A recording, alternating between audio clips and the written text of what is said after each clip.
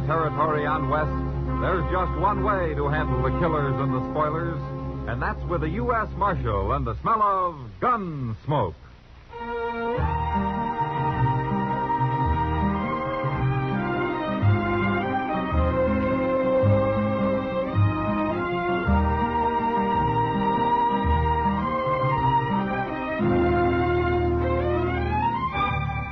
Gunsmoke, starring William Conrad. The transcribed story of the violence that moved west with young America. The story of a man who moved with it. Matt Dillon, United States Marshal.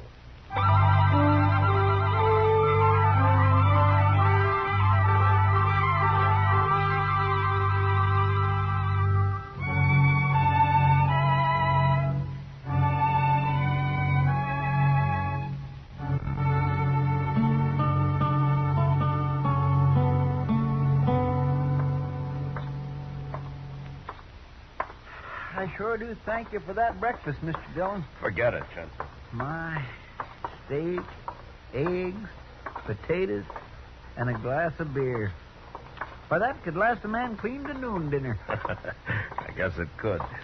Mr. Dillon, you figure Emil will have your horse shod by the time we get there? He should. You think he's done him any good? He's a good blacksmith, Chester. If he trimmed up his feet right before he reset those shoes, he ought to be fine. Funny the way he took throwing his foreleg. Yeah. Looks like there's somebody else waiting. Yeah. Gil Tolman, ain't it? Yeah, I think it is. I'm telling you something else, Dutchman. You can whistle for your money. You won't get it from me. All right. I don't make you pay. Morning after I got him home, he was so lame he couldn't walk. I'd have break your head. Please, if it was my fault, something I did wrong, don't pay me anything. That seems fair enough, Tolman. Oh. Well, Marshal, this fool Dutchman messed up my pony, and then he wants to get paid on top of it. Well, maybe it's a stone bruise. It ain't no stone bruise, Marshal. It's pinched feet, that's what. Is that the horse you're talking about? Why, no, he's back at the place. This is another one. How about my horse, Emil? You finished with him? All finished. Now he walks good. Fine.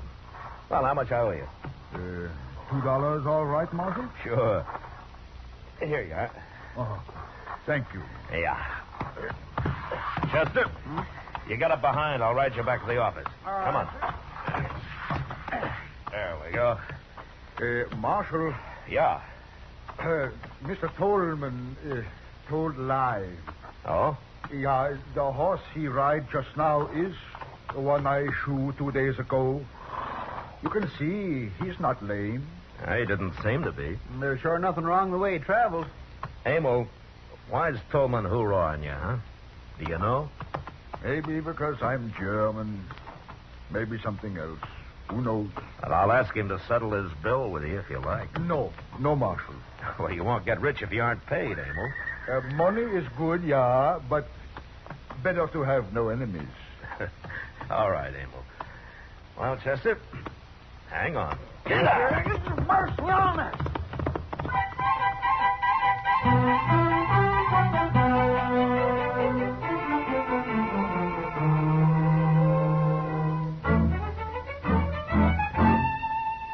Mr. Dillon? What, Chester? Did you know that Lily Langtry's going to be here in a couple of weeks? Oh, how did you know? Mr. Hipple over at the Opera House told me. Oh. And in case I don't get to see her, he's going to let me have one of them big picture posters. He is? Yes, sir, the Jersey Lily. My, I sure would like to be tall hog at that trough. Oh, hello, Matt and Chester. Hello, Doc. Hello, Doc. Hey, did you know Lily Langtry's going to be here, Doc? Well, of course, Chester. I already paid Hipple for a chair. Oh. Is this all you two got to do? Just sit around and talk? Well, things are quiet, Doc. We can't always have a few shot-up cowboys just to keep you busy. Besides, we're waiting for the evening stage. Wish I had the loan of a dollar. Maybe I'd get to see the Lily, too. Chester, here. Oh, no, sir. Here's the $1. Now, will you be quiet? Well, sir, I sure do thank you, Mr. Dillon. Marshal Dillon? Oh, Emil, come in. I just come by to see how your horse is. Oh, fine, Emil, fine. I think that should fixed him up. Good. Hey, you're all dressed up, Emil. You got your Sunday clothes on. Yeah, I'm meeting stage. 5 o'clock. Oh, is that so? Yeah. Got new wife coming. Oh. You got what? Is right. Well, I didn't know you were married, Emil. Oh, not yet married. I will get married after she arrives. Well, forevermore. Who is it, Emil? Well, I am doing good now and want to have wife and children. But girls here in Dodge don't want husbands. They like better the Texas Trail and Longhorn. Well, there's a lot of excitement and money to be had working around a saloon. Eh? That's true. So I answer advertisement in St. Louis paper. You did what? Advertisement says young German woman wants husband. So I write to the paper and say, come to Dodge City, be wife of Emil Volheta. And she's coming in on this evening stage. Yeah, that's right. Oh, well, that's just fine, Emil. You got a place for her to stay? Yeah, I talked to Mr. Green at the Dodge house. Now. She'll stay there until I get the place ready behind my smithy. It's here. The stage just pulled up the other side of the plaza. Oh. Well, good luck, Emil. Oh. Marshal, you and Doc and Chester come too. I want you to meet Gretchen. We'll be proud, Emil. Yeah. You know, funny thing, I'm not afraid of anything, but now my stomach is sick. Yeah, there's only one woman getting off the stage. That must be her. Yeah? She's a pretty little thing, ain't she? Well, go on, Emil. She's standing there waiting. Oh, we'll stay here. Go on. Well, Well, go on, man. Go on. There's plenty of time to be nervous later. well.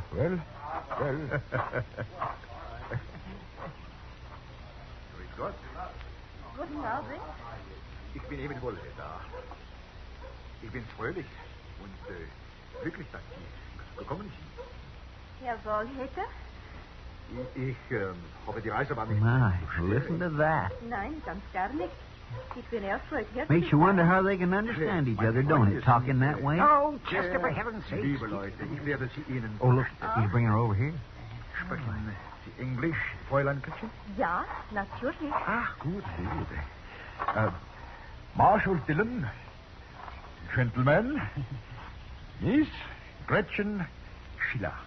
How do you do, gentlemen? How do? How do you do, ma'am?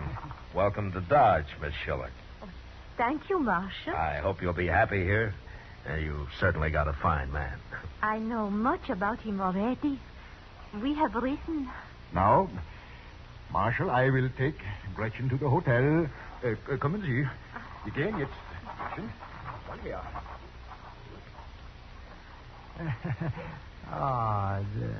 She seems a little scared, doesn't she, Matt? Now, Doc, she took a chance on coming out here. Yeah, well, so did Emil. Getting married to a mail-order bride like buying a pig in a poke. You can't be sure till it's too late. Oh, come on, Matt. This is an excuse for some sort of a celebration. I'll buy you a glass of rye. Hey, you too, Chester. All right, Doc, since you're buying. You know, I was just thinking. She's so little and Emil's so big, I hope he don't take it into his mind to beat her none. Emil's about the gentlest man I've ever known, Chester. And besides, Chester, men don't always beat their wives. My pa did. Well. Sam, set out some glasses and a bottle of rye whiskey. And then when the stage comes in a few minutes ago, I see where he gets himself a gal bought out of a newspaper. Gil Tolman One again, of them Mr. Dillon. foreigners is Yeah. all we need around here. Now there's two. We ought to tar and feather the both of them and send them on their way. Doc, you and Chester wait here. Tar and feathers are too good for foreigners that are trying to take over the town. Yes, sir. You're right. Tolman, how drunk are you? I ain't at all. You talk like a man that's been drinking. Ain't a man allowed to say what he thinks around Dodge no more, Marshal? Not when he's thinking that way, Tolman. This is between Woolhater and me. Has nothing to do with the law. It's got a lot to do with me, Tolman. Now, you drink up and get out. And you take Spooner and Willie here with you. Just a minute. Now, you listen to me. All of you. Woolhater's trying to mind his own business. And if there's any trouble, I'll know who started it. And he'll go to jail. You saying you're going to lock me up?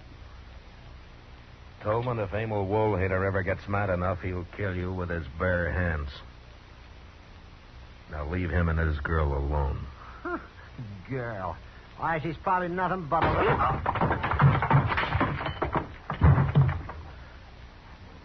All right, Tolman. You and Spooner carry Willie out of here. Okay, Marshal. We'll go. Just remember, I got a score to settle with that blacksmith.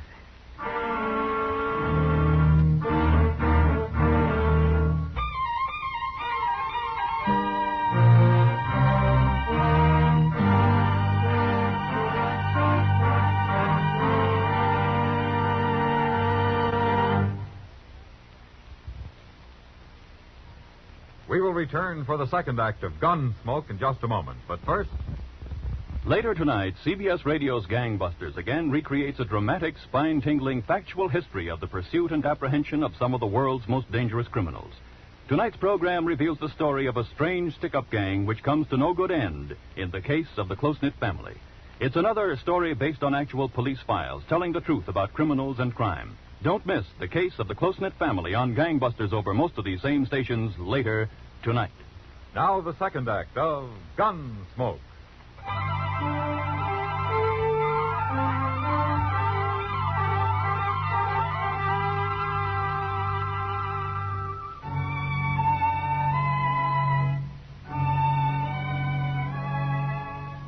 By the end of the next week, Emil Woolhater had finished fixing up the little room out behind his smithy. And the week after that, he married Gretchen Schiller. On their wedding night, they made quite a picture, standing there by the fire out behind the smithy. The great giant of a man and his tiny little bride, smiling and happy. Doc had come along, too, and he was busy with his fiddle. People were laughing and eating and drinking. Somebody had brought along a barrel of beer, and there were hard-boiled eggs and pickled pig's feet, roast chicken, and smoked beef. Some of the women had brought sugar cakes and dried apple pie, and some of the men, whiskey. It was good fun, until Tolman and his sidekicks arrived. Well, I didn't think he'd show up here, Mr. Dillon. No, neither did I. Where's the dancing? He's kind of drunk. Yeah, so are Willie and Spooner. Willie, go find yourself a gal. You too, Spooner. Me, I got one waiting. I'm going to dance with this little old gal. How about it, Mrs. Woolhater?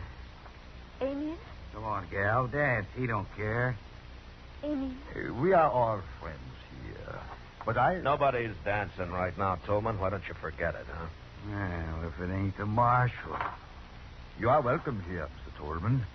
There's food on the table and drink. I don't want nothing to drink. I want to dance. Doc, start that fiddle playing. Come on, you. We're going to dance. Maybe you drink too much to dance. Don't you lay a hand on me. Why don't you just go home, Tolman, and sleep it off? Me and Gretchen's going to dance, that's why. Come on. I'm sorry to do this, Mr. Tolman. Put me down. But now we put you in the water closet. Put me down. Cool you off. You stupid ox. Put me down. All right. There you go.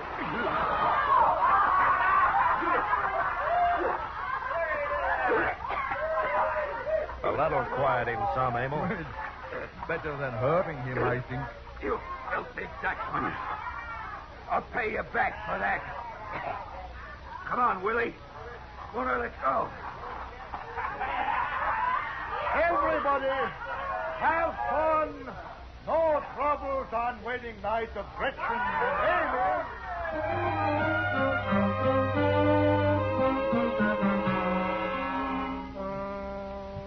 And there wasn't any more trouble that night, or in the week that followed it. I kept my eyes open, but there was no sign of Tolman or his two wranglers, and Dodge was pretty peaceful. Then late one night, trouble did come, but not the way I'd expected it. I'd fallen asleep on a cot in the office. Mr. Dillon? Mr. Dillon. What? Wake up, Mr. Dillon. What's the matter? What's the matter, Jim? There's a fire. What? It's a blacksmith shop. I come as quick as I could. Well, is it bad, Yes, Chester? sir. A bunch of the men are out there now. Where's Emil? I don't know. Nobody's seen him. How about Gretchen? Miss Kitty's with her. She's pretty upset. Oh. By the time we got bucket lines going, this place is just about burned to the ground. Well, how did it start, do you know? No, sir, I don't. But a shack like that flares up pretty quick. They didn't have time to get anything out, beds or tables or the like. Well, there doesn't seem to be much left but a pile of coals. So there ain't. Oh, there's Miss Kitty. Over there. And Gretchen. Yeah. Oh, Matt. There's Woolhater. Kitty. Oh, Marshal. He's gone, all gone. And Emil worked so hard. Now, it's going to be all right, Miss Woolhater. Kitty, why don't you take her on over to your place, huh? That's a good idea. Come on, honey. Oh, no, I can't. Emil will be back. He'll worry. Well, the marshal can tell him where you are. Where is your husband, Gretchen? He was called away Oh? When? a few hours ago. A man came for him, said he was needed. Well, who was it? He was one of the men who came our wedding night. Oh, she means the night of the chivalry, Matt. Yeah. It must have been Willie or Spooner. Yeah, that's right. Gretchen! Gretchen, Liebchen. Liebchen, bist du verletzt? Oh, Liebchen. Emil, oh God. It was so long Emil, Gretchen, it burned too fast. The men couldn't get water to it. Yeah, I know, Marshal. I've heard, but Gretchen is safe. Yeah. That is important. I'm going to take her with me, Mr. Woolhader. You are very kind, Miss Kitty. Right now, she needs a woman. Yeah. Come on, Gretchen. Let's go. Yeah, all right. Marshal, I think somebody set that fire. Oh, why do you think so, Emil? Somebody wanted me away from my place. So he told me I was needed down the trail towards Willow Bend. But there was no team of horses with thrown shoes. Well, maybe you just missed him in the dark. Well, didn't the man who came for you wait to lead you back? No, he rode on. By the time I dressed, he was gone. Did you know him, Emil? Yeah. It was the man Spooner. He works with Tolman. Now, he works for Tolman. Yeah, and Tolman is just mean enough to do it. He is. Look, Emil, if you'll say that Tolman did it, I'll have him in jail by morning. No, Marshal. No, this I settle myself. I won't have any killing, Emil. No. There will be no killing, Marshal, but for the first time, I am getting very angry. Not so much for me, but for little Gretchen. Oh, what are you going to do? I will wait. And when I see Tolman, I will teach him lesson.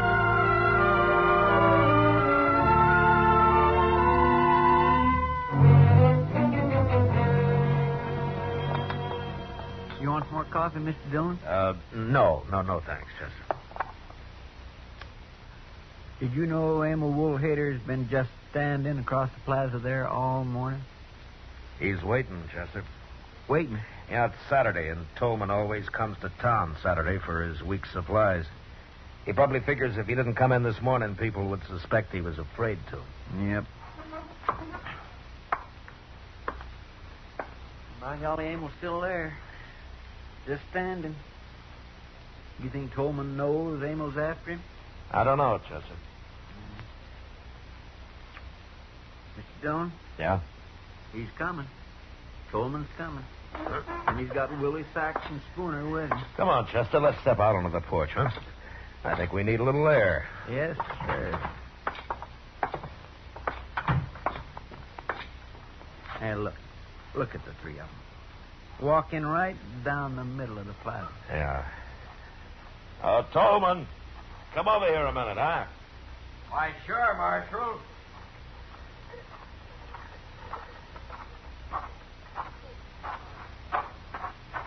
What do you want? Tolman? That crazy Dutch. All right, Tolman, you and your men drop your guns. Well, now, wait a minute, Marshal. Drop them, I said.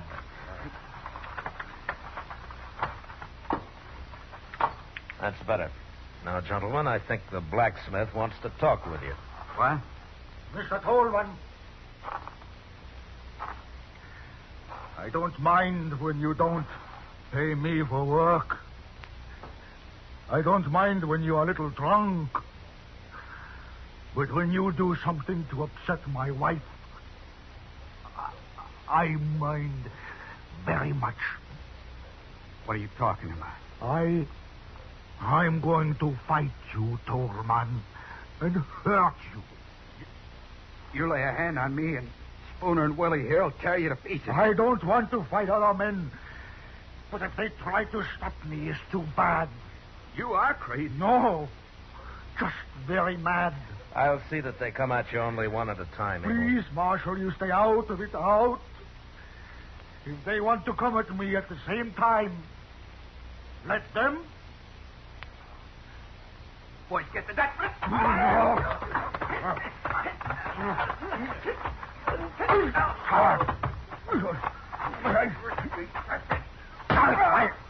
Now, wait, old lady, wait.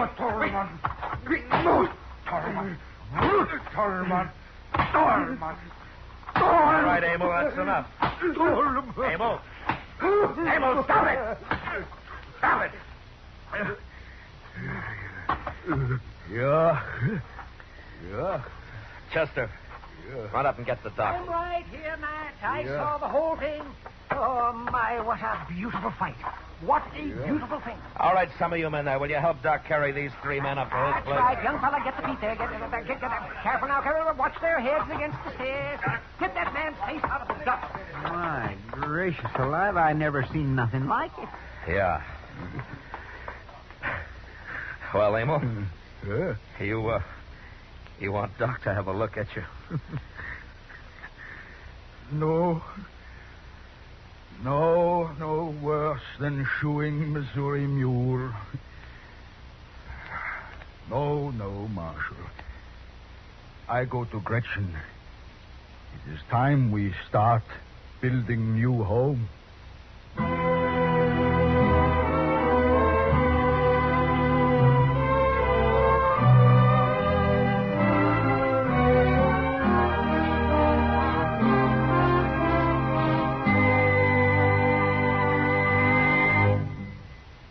Gunsmoke, transcribed under the direction of Norman MacDonnell, stars William Conrad as Matt Dillon, U.S. Marshal.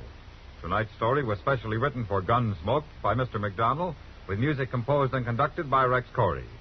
Featured in the cast were John Daner, Gene Bates, Vic Perrin, and Luke Krugman. Parley Baer as Chester, Howard McNear as Doc, and Georgia Ellis as Kitty. George Walsh speaking. Join us again next week as Matt Dillon, U.S. Marshal, fights to bring law and order out of the wild violence of the West in Gunsmoke. When rustlers are on the loose, Gene Autry isn't long getting on their trail tomorrow night on most of these same CBS stations. Don't miss Gene's adventure titled Maisie's Boys. And a hard lot you'll find them, too. It's the Gene Autry Show with songs by the Melody Ranchers and Adventure 2 tomorrow night at the Star's address. Stay tuned now for Gangbusters, which follows immediately over most of these same stations.